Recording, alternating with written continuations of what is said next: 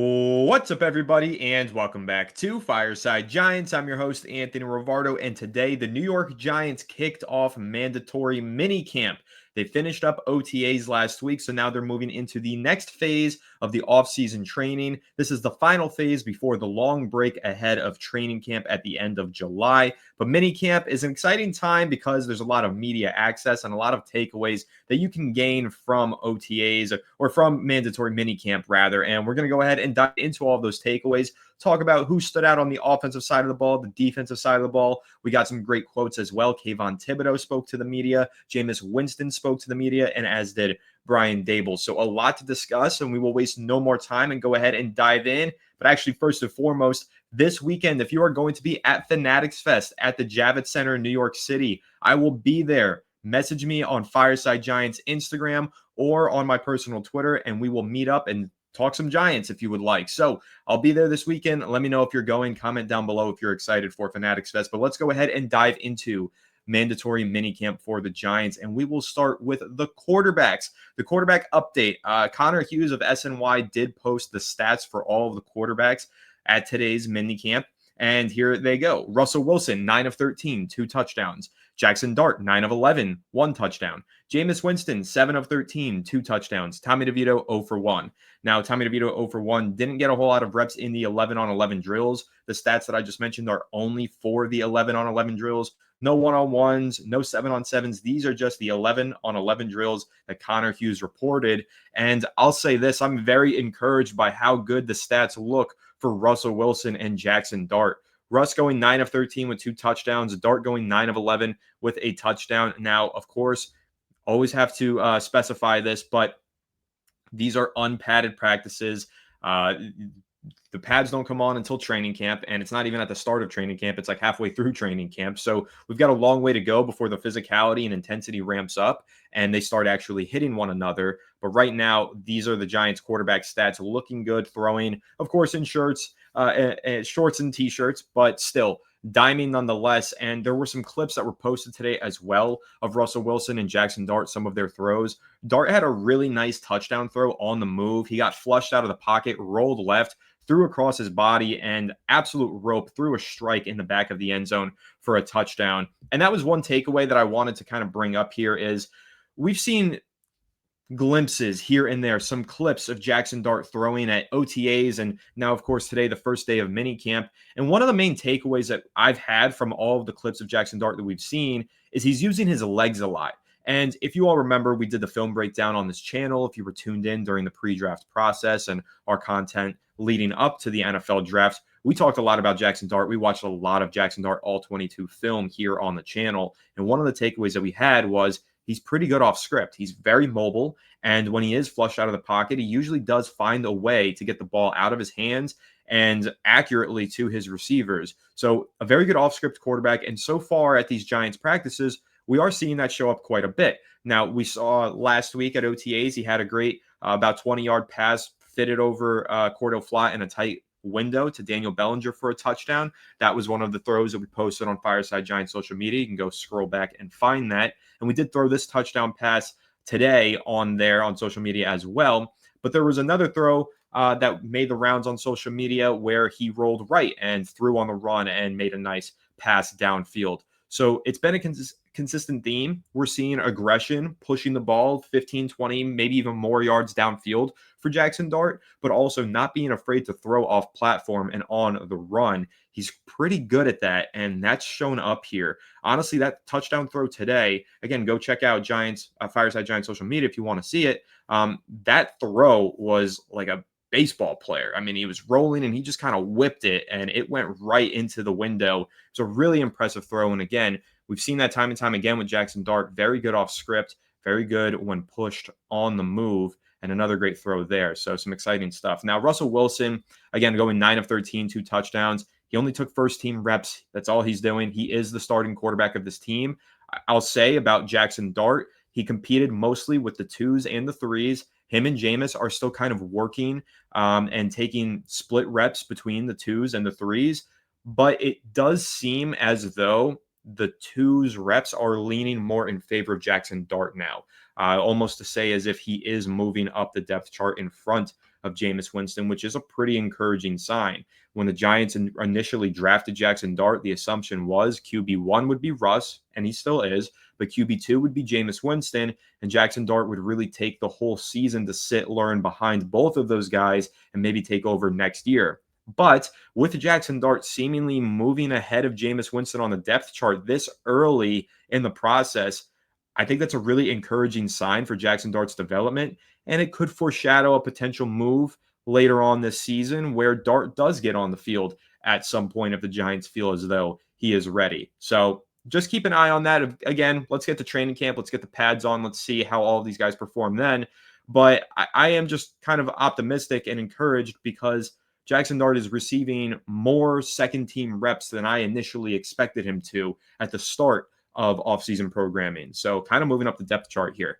But Jameis Winston throwing some good passes as well. He's playing some good ball. Really, all of the quarterbacks were. There was another great video posted on social media today of them doing their handshakes. The quarterback room, man, it just has so much personality, has so much aura, and it's a lot of fun because, as you all know, if you've been tuned into the channel for a while, one of the things that I complained about endlessly over the last several years was the lack of personality from the Giants quarterback room. The company lines, the the non-answers to important questions, just the utter lack of charisma from the quarterback room really got under my skin. I mean, we had Eli Manning, and I know that people said he was good at the company line too, but also he was really funny and he had a lot of charisma and personality. It kind of disappeared over the last few years. It's back now. Russell Wilson has plenty of personality. Jameis Winston arguably has too much personality, and we'll dive into some of his quotes in a little bit. And Jaxson Dart, young kid with a lot of swagger and a lot of potential, also has a bunch of personality. So, and Tommy DeVito, Il Mio Fratello. You guys know I love my Tommy Cutlets, but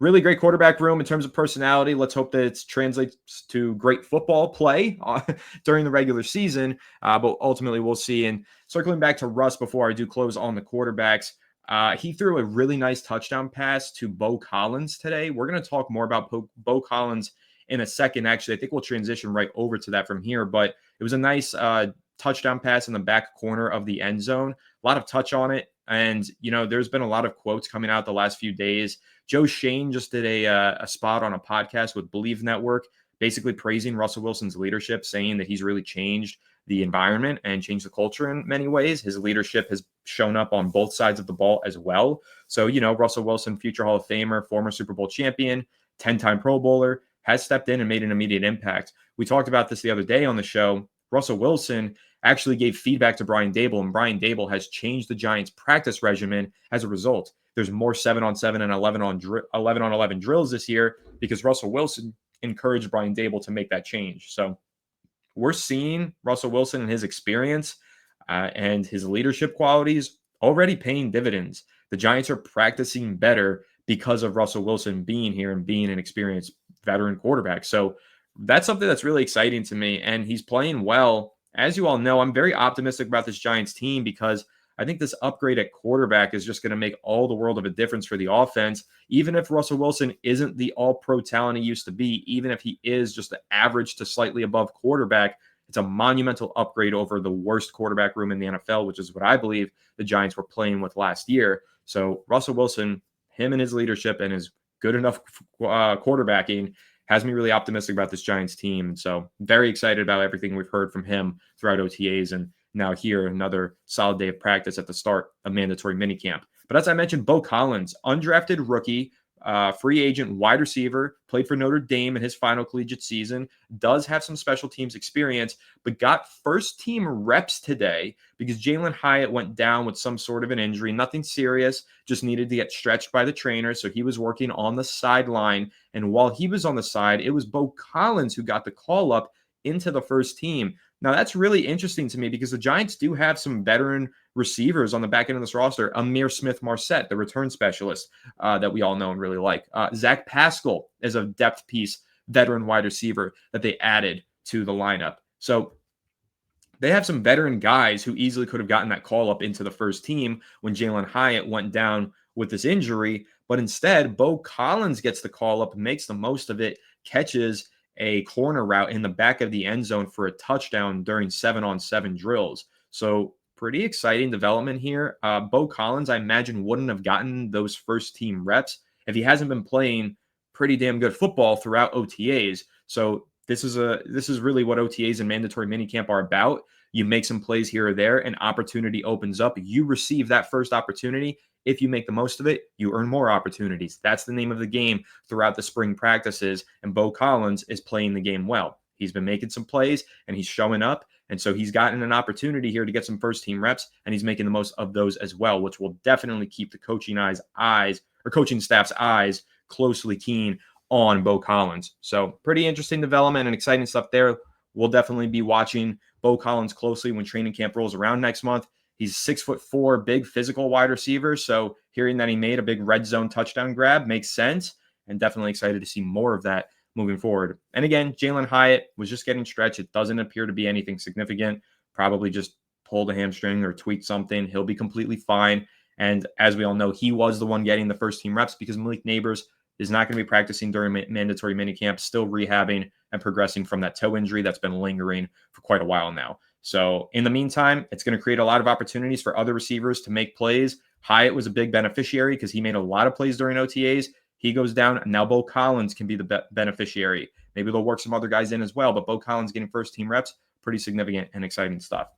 So an update here on everybody's favorite New York Giants player, Evan Neal, the former 7th overall pick in 2022, making his transition to guard, as we all know. And Brian Daboll today gave an update saying he has picked things up well during the move to the inside. According to all reports, the Giants are really happy with Evan Neal so far. Apparently, he has been making some progress, and he's really showing some signs of life here now that he's made this move to guard.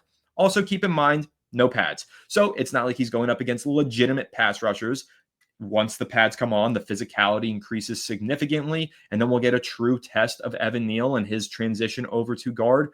But so far, so good. He's impressed the coaching staff. Apparently, he's been working really hard, kind of having a first one in mentality, and showing up and showing out at these practices, which is definitely an encouraging sign. Contract year for Evan Neal, former top 10 pick. Giants haven't gotten much of anything out of him other than really poor football play. He's been a liability most of the times that he's on the field, but now seems like we are getting a new and improved version of Evan Neal, hopefully. But again, I'll wait to see it on a real field before I choose to believe it. But I am encouraged. Brian Daboll said he's practicing well. All the other reports have said the same thing. Seems as though Evan Neal might be taking some steps forward. But again, that's going up against pass rushers who do not have pads on. And these pass rushers, man, every single day in the practice report, every single day that the media is there to report on the pass rushers, they keep standing out. They keep making plays. And the guy who made the most plays today seemingly was rookie first-round draft pick, number 3 overall, Abdul Carter. Connor Hughes of SNY tweeted, Abdul Carter is having a very active day. Already has 2 would-be sacks, nearly had a third here on Jaxson Dart. He might be very good. And then literally 1 minute later said, and Carter again. That's 3 straight disruptions on Jaxson Dart. He's in the backfield almost instantly, ruining the series. Not Dart's fault. Doesn't stand a chance. So much speed off the edge. End quotes for those tweets from Connor Hughes. So I count that up 3 sacks and 2 additional pressures is what it sounds like Connor Hughes described there. That's in 5 reps during 7-on-7s or 11-on-11s, whatever it was, or 6 reps. So, I mean, a lot of production and effectiveness out of Abdul Carter already. And that's been a trend throughout the spring. Every single day, it seems as though Abdul Carter is appearing in the practice report with a would-be sack, with several pressures, moving inside, moving outside, pass rushing from the edge, pass rushing from the interior. This kid's going to be the real deal. This kid is going to be the force to be reckoned with in the Giants defense. When we think back on the Big Blue Wrecking Crew, the old school days of glorious New York Giants football, it was players with versatility, physicality, and a mean demeanor. That's all the things that Abdul Carter possesses, and that's what's going to make him so special. So I'm really looking forward to seeing this kid play. I really, truly believe he should and is the favorite to be the defensive rookie of the year. Everything that we've seen from him, every clip, every video, it's been a direct one-to-one translation from the absolute dominance that he put onto the football field last season for Penn State. The Giants took him number 3 for a reason. He was the best defensive player, pure defensive player in this NFL draft class. And so far, it has shown up on the practice field. Again, without the pads. But I think the thing here with Abdul Carter is we know he's physical, and we know when the pads come on, he's going to be a wrecking ball. But what we're seeing at OTAs is the elite speed and athleticism that separates him, because a lot of players, pass rushers, do win with physicality. So they might not show up a ton during OTAs, because at OTAs, without the pads on, you can't win with physicality. You have to win with speed, with agility, with burst and quickness. Abdul Carter is dominating pretty much everybody in front of him because the speed, agility, burst, and quickness, he does that better than anybody. And that's why he's so special. All of the other things, the pass rushing technique, the hand fighting skills, the pass rush moves, those are the parts of Abdul Carter's game that are a little bit raw because, as you all know, he was an off-ball linebacker originally at Penn State. He only has one season of edge rusher experience, which was this past season. Now, he went for 12 sacks and 24 tackles for loss in that one season, which again demonstrates why he's such a special talent. His first season playing a position, and he was arguably the best player in the country playing that position. But the reason he was so good at that position is because of the things that you cannot teach: the athleticism, the burst, the quickness, and the agility. So just as an athletic freak, that profile is what makes Abdul Carter so special. And that's why he's winning so consistently at OTAs, because he doesn't need to use pass rush moves or physicality. He is just so purely talented, physically gifted, that he is going to dominate opposing offensive linemen in the NFL just with his physical gifts. Doesn't even need to be great at the little things in football, playing the edge rusher position. But that's also what's so exciting. He is so raw as a prospect, where he can just win with athleticism, and that's mostly what he does. Now he's got coaching, NFL coaching, to lend itself to him. He can learn how to do all of those other things, not only be an athletic physical freak, but also learn how to be a quality technical pass rusher. Then you combine those two things, and you are talking about, in 1 to 2 to 3 years' time, probably one of the best defensive players in all of football. It's a very reminiscent story of what we heard from Micah Parsons coming out of Penn State. He was very raw as a prospect because he didn't play a ton of edge rusher, played more off-ball linebacker. He converted to the edge, but his elite athleticism, his versatility to align anywhere, which comes from his experience as an off-ball linebacker, all of these things allowed Parsons to immediately hit the ground running and develop into one of the NFL's best defensive players. Again, Carter gets so many comparisons to Micah Parsons, not just because they played at the same college and wore the same number, but because their profile is so similar in terms of athletic testing and in terms of their experience playing off-ball linebacker and transitioning to the edge. Abdul Carter, man, I can't say enough great things. I can't even demonstrate how excited I am for him truly, but I am thrilled about this kid, and every single practice he is popping up and making plays, and I just can't wait to finally get to the regular season and watch him terrorize opposing quarterbacks. I want to see him bury Jalen Hurts in the ground. I want to see him bury Dak Prescott and Jaden Daniels and everybody else that we can't stand in the ground. It's going to be a lot of fun watching Abdul Carter play this season. So poor Jaxson Dart trying to get a rhythm going during these 11-on-11 drills, but he just can't because Abdul Carter keeps running into him and, not actually running into him. No contact allowed, especially for the quarterbacks during practice. But Abdul Carter just bursted through the edge and, getting in the backfield really quick, disrupting all these plays. So exciting stuff for Carter. I'm sure Jaxson Dart's a little frustrated, but also I'm sure that he's excited because he knows that his rookie classmate is going to be an absolute superstar. So very excited for Carter. Another defensive lineman that the Giants drafted this year, Darius Alexander. Here's an update on him. He has not been practicing. I don't know what he's dealing with, if it's some sort of injury or whatever. It must be. He must have some sort of injury. Giants haven't really given an update on it. But today, once again, he didn't practice. He was off on the sideline with the defensive line coach, Andre Patterson, not practicing with the team. Whenever we get more info on that, I'll update you guys, but I haven't been able to find anything. I just know that he hasn't been practicing. Same with Cam Skattebo. Cam Skattebo is the only Giants rookie who has not signed his rookie contract yet. So I'm wondering if that's the reason he isn't practicing, or if there is some sort of an injury. I'm not sure. Once again, hasn't been communicated. But the two rookies I know of for sure that have not been practicing are fourth-round running back Cam Skattebo and third-round defensive tackle Darius Alexander. Neither of those guys have taken the practice field just yet for the Giants. But again, it's only spring. Hopefully in the summer, at the end of July, training camp, we get those guys on the field and get to see what they're all about. And then in the preseason, those will be some valuable reps for them. I'm sure they'll be ready by then. Now, Kayvon Thibodeau spoke with the media today and had some interesting quotes. He said that he feels as though he's a double-digit sack per year guy. This was another great quote right here saying, every time I come out on the field, I want to have more sacks than I ever have, more tackles than I ever have. I'm still going for the record. I'm going for the record every year, end quote from Kayvon Thibodeaux. I'll say Kayvon has spoken with the media a couple of times so far this spring, and he's kind of had a different demeanor about him. He's been out there moving with a swagger and a confidence that maybe wasn't present. I think that Kayvon's always been a confident guy, but I can't help but wonder. We just spent almost 10 minutes praising Abdul Carter, and hey, Abdul Carter or Kayvon Thibodeaux praised Abdul Carter as well, said that he's an absolute machine and that he's really excited to play with him.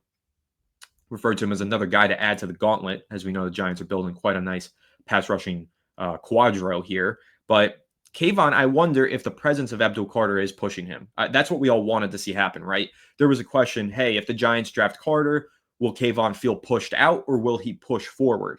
And so far, the answer is he's pushing forward. It seems to be lighting something under him, seems to be exciting him that he has so much talent around him to work alongside. And as a result, I think we're seeing Kayvon Thibodeaux show up in some of these practice reports and make some plays, but also move with more confidence and conduct himself with a lot more gravitas during these the press conferences that he's done. So I'm excited about Kayvon this year, man. I know it's a really crucial year for him. The Giants obviously picked up the 5th-year option on Thibodeaux's contract, so he'll be back under contract in 2026. But as we all know, you can trade a player on their 5th-year option. So it's kind of up to Thibodeaux to play some really good ball this year and prove that he's worth holding on to on that 5th-year option. Otherwise, he could end up getting shipped out. But really, I just want to see Burns, Thibodeaux, Carter, and Lawrence wreck quarterbacks this year and stay together. I think all of these guys should be foundational long-term pieces. And so I'm hoping that Thibodeaux does take that step forward this year. He's added some weight, some mass to his upper body. He looks stronger. Looks a lot stronger, honestly. Is like pretty athletically built now and a comparable size to Brian Burns, which I don't think was the case last year. I thought Burns had quite a bit more size on him, but now it seems like he's kind of even the scoring a little bit in terms of his muscle mass with Burns, which I think is exciting. So yeah, some quotes from Kayvon there, and I'm definitely excited about him. Thinks he's going to be a double-digit sack guy. I really hope that he is, because that would be tremendous for this Giants defense. It has at least 4 guys on the defensive line that could go for double digits. I mean, you're talking Kayvon, Carter, Burns, and Lawrence. All 4 of those guys could have double-digit sacks. The Giants easily could lead the league in sacks this year, which would hopefully help them have a top 10 defense. And as long as their offense is average, I've said this before, if they have a top 10 defense and an average offense, that team should make the playoffs. So as I said with Jameis Winston, speaking on him and some of the things that he's mentioned or some of the things that he said during his press conference today, just kind of got to know the media, so to speak. But he did say that some really nice quotes about New York and about the Giants, which I'll share with you all. He said, quote, "I'm blessed to be out there, man, to put on this uniform and shine with my teammates. We had some fun. I am representing one of the best organizations in the NFL, one of the best cities in the world, and one of the greatest fan bases," end quote. And I'll just say, man, I'm so happy to have Jameis Winston on this roster. We're probably not even going to see him play much as a New York Giant, if ever at all. But just in terms of what he brings to the locker room, his leadership, his qualities to present himself in front of the media and to fans, just a really good and likable character who's adding a lot of personality to this quarterback room, as I said, and doing some great things just to keep the culture and other things like that strengthened. So really happy to have Jameis Winston. Really like all of the clips that we get from him at practice, because a lot of them really do make me laugh. And definitely excited hearing him talk to the media every single day whenever he does. So I think that pretty much covers most of it. I'll end it with this quote here from Brian Dable, speaking about Jaxson Dart. He said Jaxson Dart has been excellent in the Giants spring program. Quote, "He's smart. He's aggressive with the football, which I like. He's progressed since he's been here," end quote. So as I said, it seems as though Jaxson Dart is already making a lot of progress with this coaching staff, potentially already moving up the depth chart here. We've talked about this in other episodes. I won't dive into it again, but with Jaxson Dart moving up the depth chart, what could that mean for Jameis Winston? We'll see. We'll find out later on in the offseason or closer to the regular season. But as I just said, I love Jameis Winston, love that he's on this Giants team, and hope that these guys stick around for the long haul. Really like what the Giants are building, man. This roster is very similar to the one that they had last year, but they made some key upgrades to some very specific positions of dire need. And I do think those upgrades are going to pay dividends. And I do think we're going to get a much better product on the football field this year from the New York Giants. So very excited. That's the recap and takeaways from day one of mandatory minicamp. I think their minicamp only runs for the next couple of days, and then they're done for the summer until training camp starts up at the end of July. I'm very excited for that, of course. I'll be going to training camp, at least a couple of practices. Hope to meet up with some of you guys there. As I mentioned, I'll be at Fanatics Fest this weekend. I hope to meet plenty of you at Fanatics Fest. And I'm going to put this on the map for some of you who are still tuned in here all the way at the end of the video. We have a massive and very exciting announcement to come on the channel in the next week or so, probably even sooner, next few days. And I'm talking a massive announcement for a big New York Giants fan and Fireside Giants community member meetup at the start of the regular season. This is going to be a fun one. Stay tuned for that. You are not going to want to miss the details on this one. I can't believe that we secured this. I'm very excited to share this with you all once it's finalized in the coming days. So wink, wink, hint, hint, stay tuned. That's all I'm going to say about that. But that's pretty much going to wrap this one up. Again, day one of mandatory minicamp. Pretty good day for the Giants. Abdul Carter, an absolute machine and menace. Jaxson Dart throwing darts. Russell Wilson rubbing off on everybody with his great leadership. Pause. But that's pretty much going to end this. Make sure to leave a like if you enjoyed. Subscribe to the channel if you're new, and ring the bell so you don't miss an episode. And comment your thoughts down below in the comment section. If you listen to Apple or Spotify, make sure to leave us a 5-star review. Go ahead and follow us on all of our social media channels at Fireside Giants. Without further ado, catch you on the next one. Have a good one. And let's go Giants.